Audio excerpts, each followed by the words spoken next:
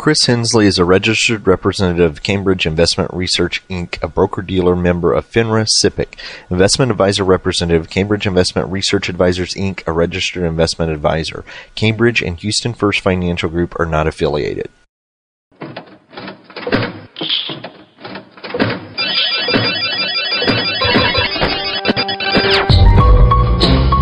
The Houston Midtown chapter of the Society for Financial Awareness presents Money Matters with your host, Christopher Hensley.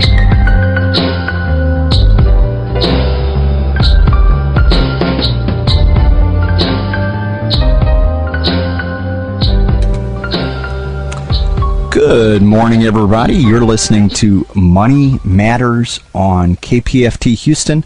I'm Chris Hensley. The time is now 10 a.m.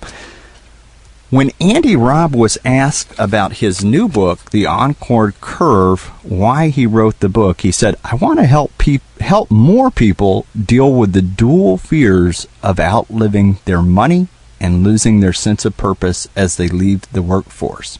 I believe that when reset our perspective and repackage our wisdom, retirement can be time to repurpose life rather than retreat from it. And you know, we've talked about retirement many times on this show, but most of the time when we talk about retirement, we're focusing on the financial aspect of it. We're talking about outliving your money, we're talking about the finances, getting there, the journey, preparing, making sure you don't outlive your money. That's really when we've talked about retirement, we've seen that.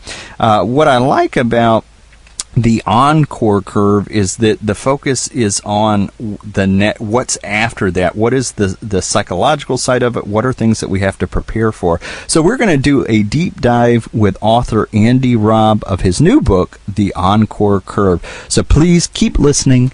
Stay tuned. If you're a long-time listener, you know we always reserve the first few moments of the show to tell you just a little bit about who we are, what we do, and give you kind of a calendar of what events are coming up here in the Houston and Gulf Coast area. So I want to start with that. We have two seminars coming up this week. On Tuesday, we were going to go out to the Houston Metropolitan Federal Credit Union, or actually they are hosting that event, and it's going to be with employees of a major airline. Now, most of the events that we do when it comes to financial literacy are free. This one is free as well, and they're open to the public. However, this one is closed to employees of that airline. So I'm throwing it out there, and it is sponsored by Houston Metropolitan Federal Credit Union, but it's kind of in a closed aspect. The second seminar that we have coming up this week is with the Harris County Sheriff's Department, and that also is a closed one. That one's actually being done through Cigna as part of their employee assistance program, also about financial wellness. In general, most of the time these are open up to the public, but these are closed. If you are an employee of the Harris County Department, Harris County Sheriff's Department, you are welcome to attend this. And stay tuned. Keep listening for more of these events. As you know, I am a member of the Houston. I'm on the leadership team of Houston Money Week. Houston Money Week is an initiative, a citywide initiative here in Houston to bring financial literacy workshops, classes to Houstonians, not just Houstonians, people here in the Gulf Coast region for free, for no cost. This was tied into the April, which is National Financial Literacy Month. However, this has become almost a year-long process as we have many partners here, city government partners, we have nonprofits, we've got banks who are doing community reinvestment work, all of even for-profit business, all of these groups are working together to put these events on together for Houstonians. So I encourage people to go out to the website www.houstonmoneyweek.org. Even though we're not in April, you're going to find out that many of our partners have events that are going on throughout the year. So if you want to see what's going on in your zip code, you can enter your zip code in there and it will tell you what is going on here locally. With that, let's go ahead and get our guest on the line here. Andy, are you there? Good morning, Chris. How are you? I'm doing great. How about yourself? Just terrific, thank you. Summer's here. Excellent. Yeah, and you're in Texas as well, is that right? Yes, I'm in Dallas. Okay. I'm in Dallas, so we're not quite as humid, but we're getting close. So summers for us are hot, but we're starting to feel some of that humidity there. You bet. Well, I always start the show the same way. I'll read a little bit of your bio to listeners so that they can get to know you a little bit better. It says, Andy Raub has helped countless individuals plan their financial futures and manage their investments for more than 35 years. He founded Raub Capital Management, a top advisory firm to focus on retirement planning. An early baby boomer, he understands the fears most retirees face, and he has created the Encore Curve coaching program to help retirees reset their life goals and reorganize their money so that they can live with renewed purpose. Thanks for joining us once again. I'm glad to be here. Thank you for inviting me. Absolutely. Is there something outside of the bio that you could share with listeners so that we can get to know you just a little bit better? Sure. As it says, I've been a financial advisor for 35 years. I was in corporate finance before that. I'm actually 71 and going strong. So the arbitrary age of 65 for retirement is just that. It's a figment of my imagination. And I've worked with retirees for a long, long time, and we've picked up a lot of insight. I've been married for almost 50 years. I have 2 grown daughters and 5 grandchildren, and they're all here close to us, and we get to see them all the time, so that's a real blessing for us. Absolutely. I love that. So I've been married for 20 years, and anytime I hear 50 years, that just makes me smile. That's great. We're on the radio, so you can't see it, but I'm smiling right now because I love that, and it's rare to see people together for that long nowadays. It is, isn't it? So excellent. Well, let's dive right into it, because sure. you primarily work with retirees. You have for several years. What did you experience or observe in your years as a financial advisor that encouraged you to write this book, The Encore Curve?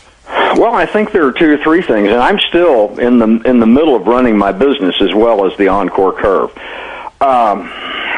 Working with people who are looking forward to retirement, I really, and experiencing it myself, that age, there were a couple of things that really jumped out at me. And one is the fact that money-focused, money-centered retirement planning is not working well for retirees, for most retirees. All we hear about is money, and I'm an investment guy, and I understand that. But people are still worried about money. They're still not saving as much. But even more importantly for my book is they're not ready for all the jarring life changes that take place when they leave work. And many of them are absolutely terrified of losing that sense of significance and that sense of purpose and identity when they quit work, because so much of their life is involved, and their identity is involved in what they do for a living. So it's a huge problem that we see, and it's not being addressed very much. And so I wanted to change the entire conversation in this country about retirement, so that people could look at retirement as a combination of building new purpose in their lives, and then they're matching that money to that new purpose.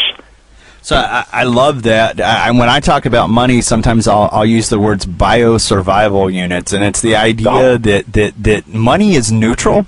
And so for advisors, we fixate on the money-centric approach or the money planning approach, and a lot of this other stuff gets just left off of the plan. And yet the client, the person that we're working with, is left to deal with that, and sometimes it's a wake up call. So when I read in your book, the Encore Curve, you use a couple different analogies. You talk about backpack and habit hole. Can you explain those concepts to us? Sure. Well, let's take the idea of the habit hole first. And most people, when they work, they have built up all the routines that they have, all the habits. So much of it is centered on their career. When they get up in the morning, what they read, who they hang out with, what they think about, what do they lay awake at night worrying about. All these things are tied into their life at work. You leave the job and retire on Friday. You wake up Monday morning, and there is what I call a habit hole. It's a big sinkhole where all of that routine and all of that habit used to be, and it doesn't exist anymore.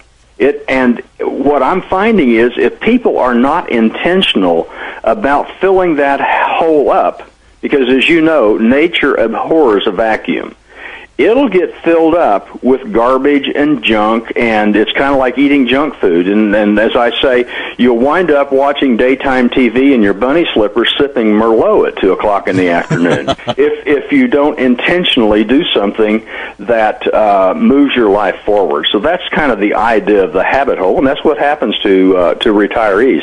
They're simply not ready for those changes, even though they think they are. The idea of the backpack is a little bit similar, but it's the core of the book. The book is the Encore Curve, Retire with a Life Plan That Excites You. And we all have, well, let me back up. When you get to be my age, most of us at some point in time begin to go into a slow decline. I call it the decline curve in the book. And it has to do with getting old, getting tired, getting sick, getting bored, getting fired. The character in my book actually is forced to take early retirement. So we go into this decline. What I want, the idea of the encore, is encore means saving your best for last. It's when the rock group comes on and does their concert and leaves, and then they come back and they play their most famous song. They save their best for last. And the curve is this idea that rather than going into this decline, we can create an upward sloping, an encore curve. The backpack is critical to that. So we all carry a backpack around in our lives. And into that backpack, you're going to throw all my successes, all the great things we've done, and then all the failures, all the stuff that we regret. And you get to be retirement age, and that backpack is really, really heavy with all these experiences. But there's nowhere written that says we have to carry all those experiences. We don't have to drag that entire backpack into our future. Retirement is about setting aside the past and learning from it and creating a whole new future. So we have an exercise in the book and in my workshop in which we have people take off their backpack, figuratively, and sort through it and pull out all the wisdom that they've learned.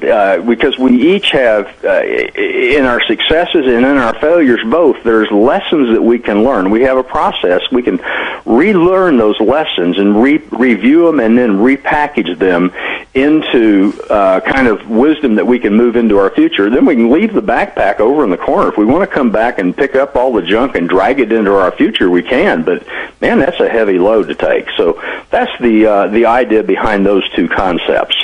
Well, you said quite a bit there. I know, I'm sorry. No, and that's perfect. I'm going to piggyback on some of the things you said, but I want to kind of unpack some of them because there were such good ideas and concepts in there. For one thing, we'll talk about this a little bit later, but the book is written in such a way that it's a story, so there's characters in it and things happen. Mm-hmm. You talk about the gentleman that got laid off early. Working with retirees myself, this is a reality. Nobody likes to put a label on it, but there is such a thing as age discrimination. Is there ever?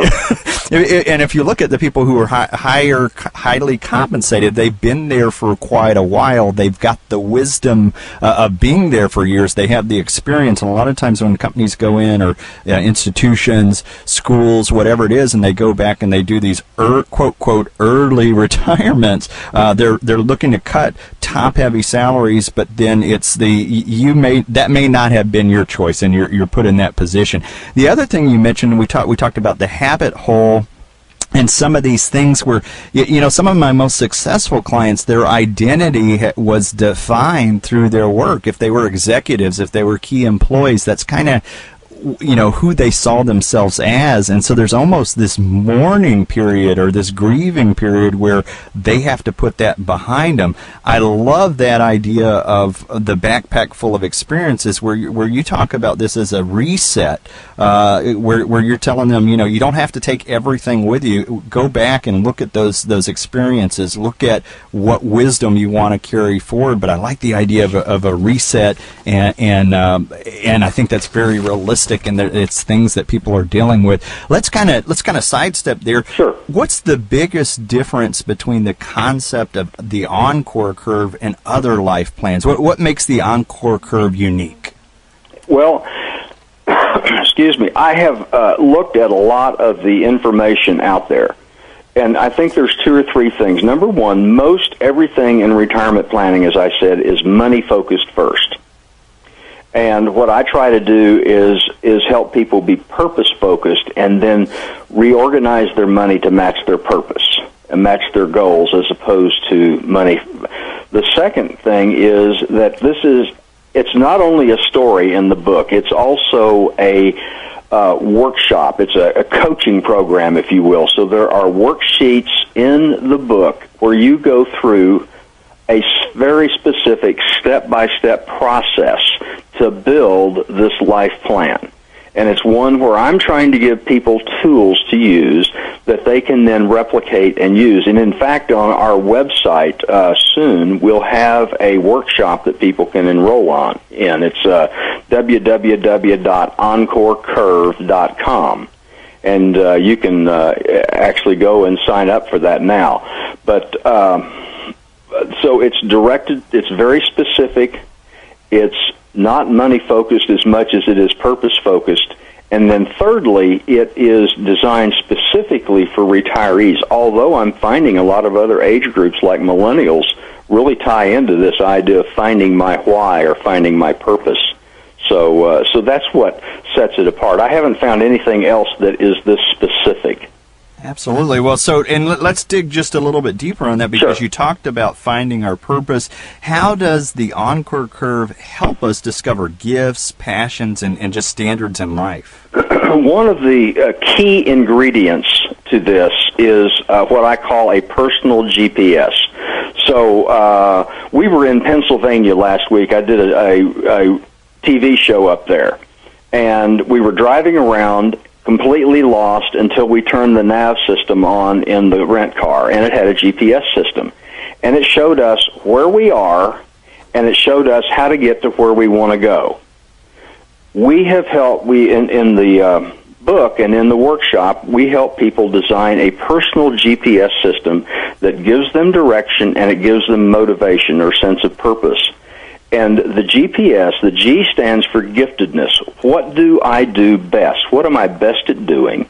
The P stands for passion. What do I love doing? And the S stands for standards. What are the most meaningful things, the most impactful things in my life? And we have worksheets that people can work through to come up with those kinds of things. And then where those three things come together, where the G for giftedness, the P for passion, and the S for standards come together, then that directs us into, imagine living the rest of your life doing most everything you do is what you love doing, what you're really good at doing, and what's most meaningful to you. I mean, that's really the definition of purpose right there. And so we have exercises that help people find that GPS direction. And then we use that GPS direction in a kind of a coaching process to help people build a plan around that. Now, we'll go a little bit further into something we talked about earlier about retirees and kind of avoiding loss of significance or meaning. Sure. What different path does your book take in helping those retirees avoid that loss of meaning and establish deeper purpose at that stage of life? When people retire, they are really forced to do a couple of things. They're forced to basically redefine their life without the tools that they normally have. Most of us have worked for businesses or companies or in organizations that have somewhat directed us on what to do. All of a sudden, you're left almost like going from being an employee to an entrepreneur overnight. You're left to redefine this future all by yourself without having tools and without having ever done it before. And so what we're trying to do is give people tools to help them in this whole recasting or repurposing process. So that's the idea behind it, is giving people tools that will help them kind of rebuild this life. One of the other, Chris, that we haven't mentioned is as we get older, and I can attest to this, being 71, that our future becomes smaller in our eyes. And obviously my future is smaller than yours because you're a lot younger than I am. But as our future becomes smaller, our past becomes bigger and more important. What we want to do is help people use that wisdom from the past to envision a bigger, more impactful future. Even though it's shorter in terms of time, it can be much richer, much deeper, more impactful as we move forward. And so that's the whole purpose idea. Absolutely. Now, when we talk about, you've worked with many people over the years when it's come to retirement. When it comes to gender, how do men and women approach retirement differently? You've touched a little bit about that in the book. That's a great question. There is a distinct difference between men and women. Women have some real advantages over men, and they have some disadvantages. Women, for the most part, as you know, they're going to live longer. They tend to be more conservative, and they tend to be more collegial in terms of having more and deeper relationships. Well, if they're going to live longer, and also, as we all know, women tend to be paid less money. So if you're going to live longer, you're more conservative in your investment philosophy, and you're getting less money then that creates certain dangers that women have in terms of money accumulation that men simply do not. Because men tend to be a little bit more aggressive. No, that's not necessarily a good idea. The big danger for men, this statistic will surprise you, the fastest growing demographic for suicide in our country is men over 75. And one of the reasons for that is isolation. If you think about a man will tend to have more of his relationships in his life centered on his job, his work buddies, and the guys he hangs out with. And he will also tend to be more dependent upon a spouse quite often. Well, when he leaves work, a lot of that camaraderie goes away, and he becomes more isolated. And if an older man loses a spouse, men have a much more difficult time creating sustained relationships than do women. It's just not as natural for us as it is for women. So you find a man more living in isolation than a woman does because they have more of a group and so on. So those are just some of the things. That's a long discussion, but that's a few of the things. And you definitely touched upon some of the important topics there, the isolation of losing your peer group if you're at work. You talked about women having a longer life expectancy. From a planner's point of view, I know that becomes a harder math problem because you got to make that money last longer. Exactly. And as women get older, they tend to be a little bit more conservative than men do. So it becomes a compounding problem. A challenge. So what switching a little bit, what are some of the coaching insights that readers will receive as they walk through the discovery process of retirement planning? I think there's 2 or 3 coaching insights. One is that we can give you tools. In the Encore Curve, we can give you tools to be able to cope with this.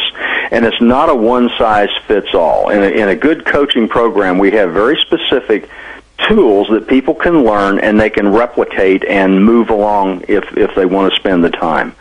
The second part of the book is really how to reorganize your money in order to make your money do what you want it to do. And I know Dave Ramsey has a funny saying that if you don't watch your money, then it's going to wander off if it's unsupervised. And so what we try to do there is help people build a system where they can put their money into different buckets to meet different goals, that not all money is the same. And so if we can show people how to, as an example, cover their fixed expenses, the money that they know is going to flow out of the checkbook every month, if they can cover that with some kind of a guaranteed or stable source of income that is firewalled away from the stock markets up and down, man, that's going to give them an incredible sense of peace of mind. So we use that idea and kind of build on that. I love that. Right away, when you answered that, there were a few words that stuck out to me. You said tools, process, and system. I know when I work with people when it comes to retirement, one of the biggest things, I have a similar system or process, but the idea that, if you don't have something in writing, if you don't have a plan, if you don't have tools, if you don't have a process, it's really just a good intention. It is. Without capturing that and putting it on paper, and you're not just talking about putting it on paper. The coaching that you're providing is you're giving them the tools. You have a process that has not just worked once, but it's worked with the many people that you've worked with, and it's a system. So I'm all about systems and efficient processes, and so I love to hear that. It sounds like I would definitely recommend people reading this book. And if you're driving, earlier we gave the website, which is www.encorecurve.com, but don't worry, you don't have to get a pen out right now. We have that link's going to be on the podcast notes as well, so you can kind of go back at your leisure there. Also, if people will register for the website, I'll send them an ebook, a free ebook, and it's called The 5 Biggest Retirement Dangers That Money Can't Fix. And it kind of focuses in on some of these non-money issues that drive our money decisions. That's awesome. The key word there being free, and as listeners knows, I always love things that are free. So go to that website. I wanted to back up because we mentioned earlier that you made a decision at some point to write the book in the style of a narrative with fictional characters representing real people in your life. Why did you write the book in that style? Somebody once told me that if you want to change you can change a mind with an idea, but you can change lives with a story. And for me, when I read something, if I have a story to carry me along, I'm much more engaged. And so the book really is the story of George and his wife Linda and their struggles as they go through the process that many, many people are going through. And so you hear them talk to each other and to their friends and to their pastor and to, and feel the struggles. Every other chapter, however, is we take a break and we do a coaching process of what George is learning or going to learn. And so chapter 1 is about George, chapter 2 is about what he's learning. Chapter 3 is about George, chapter 4 is what he's learning. So it's a different style book, but it's very interactive, and I wanted to give people a chance to be engaged in this without preaching to them and to pull out their own kind of conclusions and their own ideas from it. Absolutely. We're actually bumping towards the end of the show here.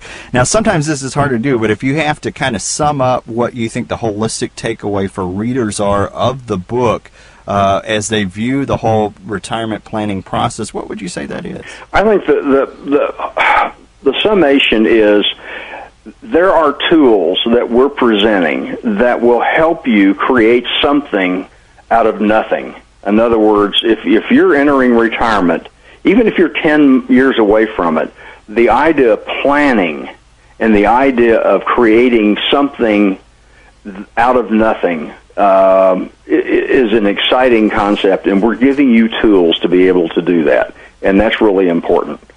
Well, we are right here at the end of this show. Andy, is there anything else that I have forgot to ask you that you would like to let our listeners know? There's so much in the book. But, Chris, I really appreciate the time.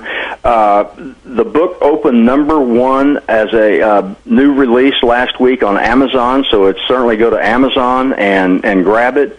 And go to my website, the EncoreCurve.com, and there's a lot of resources there. And I just hope that, as I said, I'm out to change how people discuss retirement and learn how to do it well. So we hope that we can empower retirees moving forward. I really appreciate the time. Yeah, absolutely. Now, I was just up in Dallas this week, and if this was a couple days later, I'll have to visit with you next time I go. Oh, I'd love that. Yeah, we'll get together. Sounds good. That would be terrific. Andy, thank you so much for being on this show. Thank you, Chris. I really enjoyed it. And you have been listening to KPFT Houston. Thanks for listening to today's episode of Money Matters Podcast. If you enjoyed the show, visit us on the web at www.moneymatterspodcast.com. drop us a line on SpeakPipe on the right-hand corner. It will receive any voicemails, questions, thoughts, concerns that you have about the show. In addition to this, we recently launched a Patreon campaign. Click on the Donate Now tab to hit the tip jar and find out what Patreon's campaign is all about.